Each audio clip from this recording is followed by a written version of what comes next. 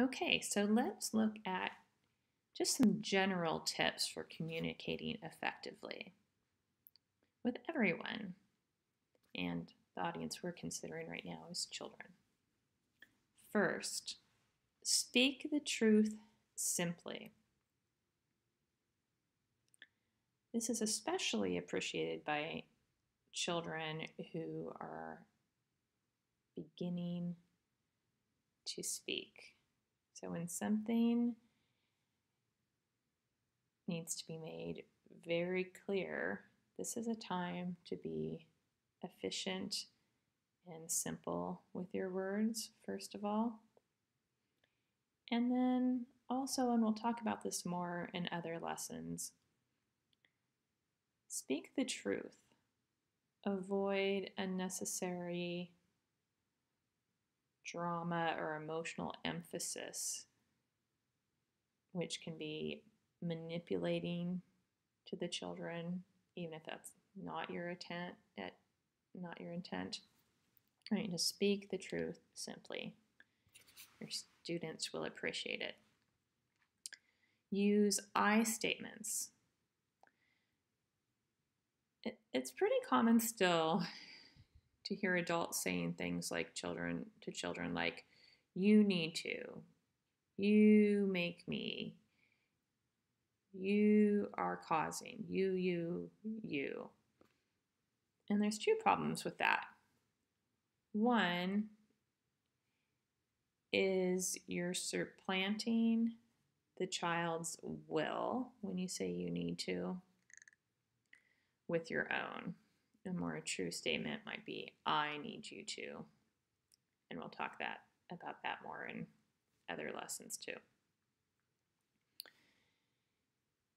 Another problem with that is it can lead to shame, as if the child's actions are the only half of the relationship that are causing any conflict, which usually isn't the truth, right? Because perception or our own current state of being influences things too. So using I statements, you're owning your emotions, thoughts, ideas, desires, needs. And so they're more honest statements when we use I statements. All right. Next, state what you want rather than what you don't want. Children are very attuned to language, and when you are making a direct order, and sometimes direct orders are necessary, such as when you don't want them to run indoors because they could trip or fall or crash into somebody, right? If you say, don't run, and they're running, they might just hear the portion, run. Yes, I'm running. Run, right? Also, children want to know what to do. So don't run doesn't provide the alternative. Well, what should I be doing right now, right? They're still learning.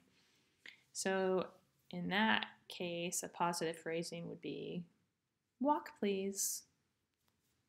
Okay. 4, be genuine. When you're expressing something to the child, make sure it's true for you and you're not altering your language to try to place emphasis where it's not needed or to try to cause emotion in the children. Just be genuine. And that means expressing your own feelings appropriately when you're making statements. So sometimes you're like, oh, that makes me really sad that you took your friend's orange. Did it really? Did it really make you sad when you saw a child take an orange? That sort of thing. That's what we want to avoid. Be genuine. And also, in that case, that's not probably, well, I know that's not what I sound like when I'm sad, right? So if you're saying words like you're sad, but you're not really sad. It doesn't really help children learn emotions, right? How to label them. They're saying sad, but they don't really seem sad like when I'm sad. So be genuine. Make sure your tone matches your emotion. Right? Use language that validates the child's energy type and personality. So a more playful child will appreciate the kind of comments like, hey, let's do this, it'll be fun. The more serious child might respond better to language such as, well, this will be interesting, or let's see what happens.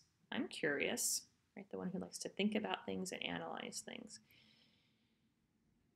Fun oftentimes is a default word in the classroom, like, it'll be fun, come on group, it'll be fun. And maybe, a fourth of the children, that's really their language is, fun. So know your audience and choose words accordingly. Next, during times of conflict, use nonviolent communication. And in this course, we're going to have a lesson on nonviolent communication, more in depth. Next, remember that sometimes ideal communication method may be nonverbal. So sometimes, just a look, right? Especially once you have established relationships with children, just a look, a cock of the head is enough for the child to think, why is she looking at me in that curious fashion? To kind of self-evaluate what they're doing.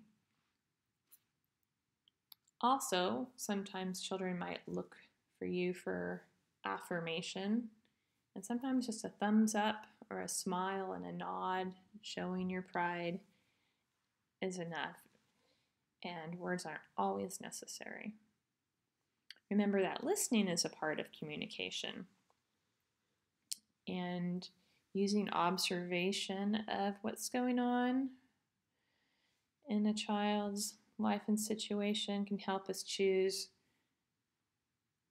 active, reflective listening, and that is one where we're repeating what the child said as they're saying it for understanding, and that's appropriate when the child's trying to communicate and we're repeating to make sure we understand what happened. And sometimes a child is just letting off steam and just holding them and listening without interrupting them and letting them tell their whole story before you say anything is a better option.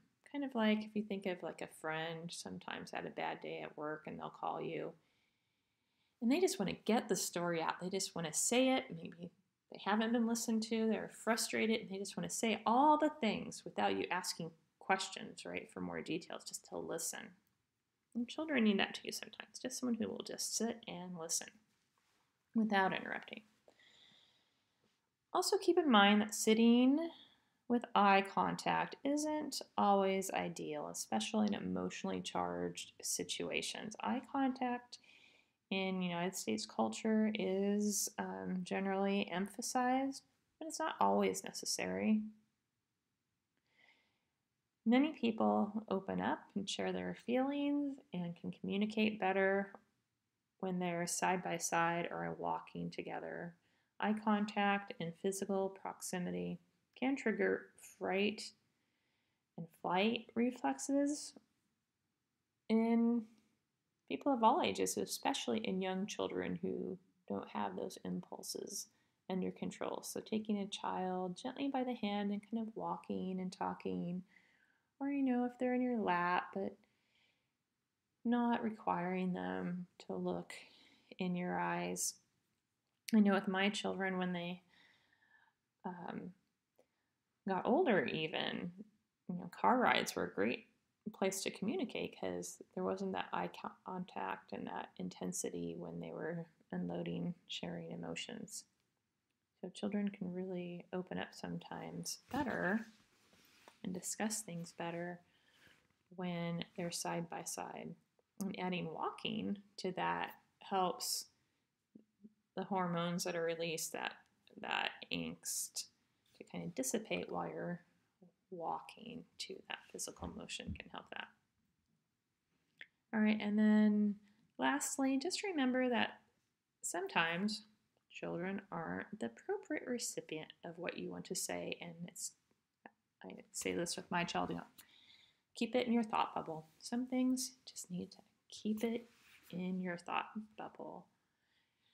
We can ask ourselves, why am I about to say this, and does it really need to be said?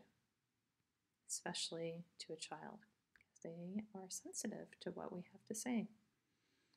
Okay, so those are some just general tips for communicating effectively overall, and we're going to look at a few of these in more depth in the other lessons in this course.